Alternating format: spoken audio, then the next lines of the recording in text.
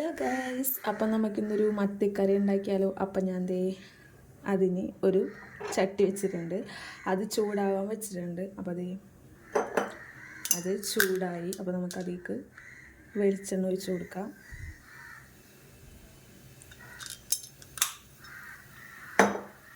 ഇനി ഈ വെളിച്ചെണ്ണ ഒന്ന് ചൂടാവുമ്പോൾ നമുക്കതിലേക്ക് കുറച്ച്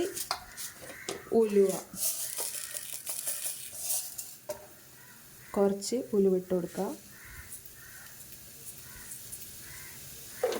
സവാള, വെളുത്തുള്ളി, ഇഞ്ചി, തക്കാളി ഇതൊക്കെ കൂടി ഞാൻ അടിച്ച് വെച്ചേക്കുന്നതാണ്. ഇത് നമുക്ക് ഇതിലേക്ക് ഇട്ട് കൊടുക്കാം.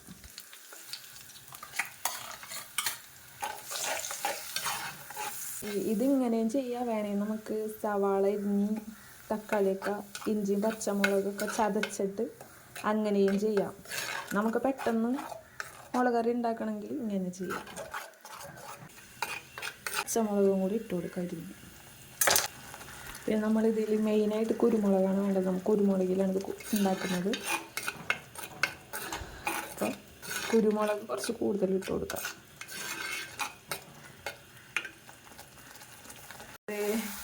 നന്നായി വെള്ളമൊക്കെ വറ്റി സെറ്റായി വന്നിട്ടുണ്ട്. നമുക്കിതിലേക്ക് പൊടികൾ ഇട്ട് കൊടുക്കാം. കുരുമുളക് കൂടുതൽ ഇട്ട് കൊടുക്കണം. കുരുമുളകിലാണ് നമ്മൾ ചെയ്യണത്. കുരുമുളക്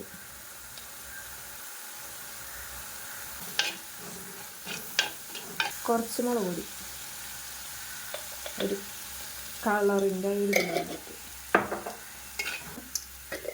മഞ്ഞൾപ്പൊടി,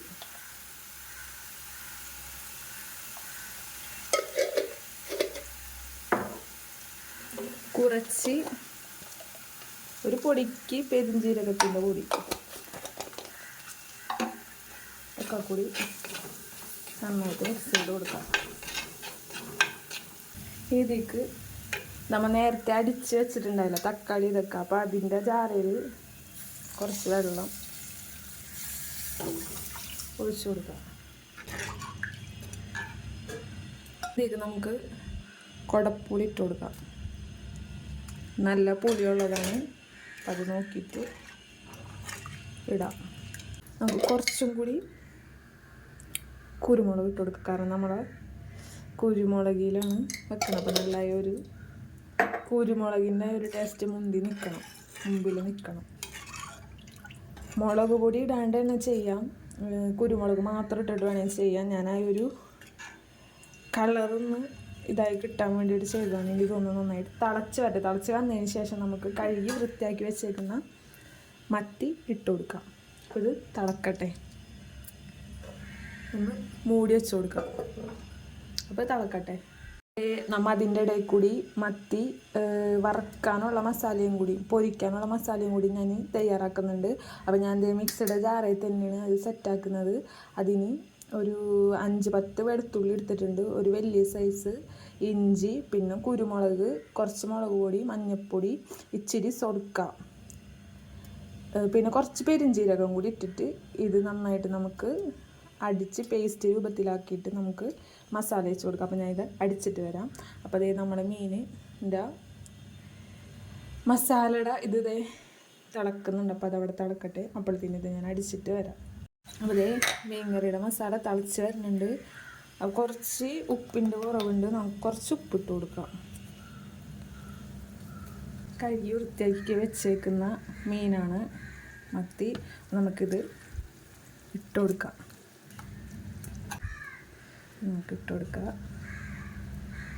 ഇതിൻ്റെ അകത്തുനിന്ന് നമുക്ക് പൊരിക്കാനും മാറ്റി വെക്കണം. പൊരിക്കാനായിട്ട് മാറ്റി വെച്ചിട്ടുണ്ട്. അതേ മീനൊക്കെ ഇട്ട് കൊടുത്തിട്ടുണ്ട്. ഇതൊന്ന് നമുക്ക് കയ്യിലുകൊണ്ടൊന്ന്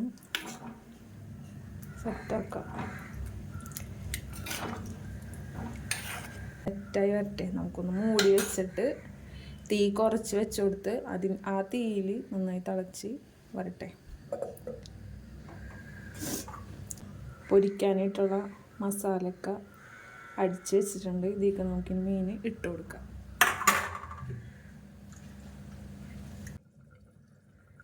നമ്മുടെ മീൻകറി എന്തായിരുന്നു നോക്കിയാലോ.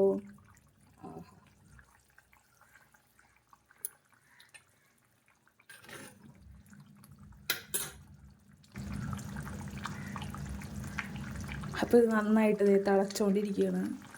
അപ്പം തിളക്കട ഞാൻ തീ കുറച്ച് വെച്ച് കൊടുത്തിട്ടുണ്ട്. നന്നായിട്ട് മീനൊക്കെ ഒന്ന് വെന്ത് സെറ്റായിട്ട് വരട്ടെ. മൂടി വെച്ച് കഴിക്കാം. ഞാൻ പൊരിക്കാനുള്ള മീനിൽ മസാലയൊക്കെ സെറ്റാക്കി മീനൊക്കെ ഇട്ട് തേച്ച് വെച്ചിട്ടുണ്ട്. അപ്പോൾ ഇത് കുറച്ച് നേരം നമുക്ക് റെസ്റ്റ് ചെയ്യാൻ വെക്കാം. അപ്പോഴത്തേന് നമ്മളെ മീൻകറി ആയിട്ട് നമുക്കിത് ഫ്രൈ ചെയ്തെടുക്കാം. അപ്പോൾ ഇതിവിടെ റെസ്റ്റ് ചെയ്യട്ടെ. മീൻകറി നമുക്കൊന്ന് നോക്കാം. കുരുമുളകിൻ്റെ നല്ല മണം. ഇത് വല്ലാണ്ട് കയ്യിലിട്ട് ഇളക്കരുത്, നമ്മളെ മീനൊക്കെ പൊടിഞ്ഞു പോകും. നമുക്കൊന്ന് ഉപ്പ് പുളിയൊക്കെ ഒന്ന് ടെസ്റ്റ് ചെയ്യാം. അടിപൊളി. അപ്പോൾ അതേ മീൻ പൊരിക്കാനായിട്ട് ചട്ടി വെച്ചിട്ടുണ്ട്. അപ്പോൾ ചട്ടി ചൂടായിട്ടുണ്ട്. അതിലേക്ക് നമുക്ക് വെളിച്ചെണ്ണ ഒഴിച്ചു കൊടുക്കാം. അപ്പോൾ ഞാൻ മീൻ പൊരിക്കാനായിട്ടൊക്കെ ഇട്ടിട്ടുണ്ട്. അപ്പോൾ അതിൽ മസാല ബാക്കിയുണ്ട്. അത് നമുക്ക് അടുത്ത പ്രാവശ്യം മീൻ എടുക്കുമ്പോൾ പൊരിക്കാൻ വേണ്ടിയിട്ട് ഈ മസാല ഒന്നും എടുക്കാത്തത് ഒരു ചെറിയ പാത്രത്തിലേക്ക് നമുക്ക് ഫ്രിഡ്ജിൽ വെക്കാം.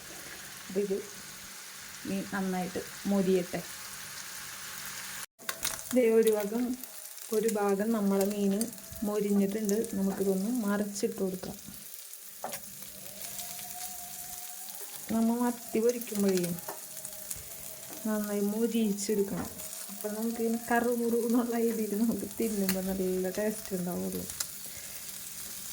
കാരണം ഇത് ചെറുതും കൂടിയല്ലേ, നല്ലതായിട്ട് മൊരിച്ച് നല്ല രസമുണ്ടാവും തിന്നാനായിട്ട്.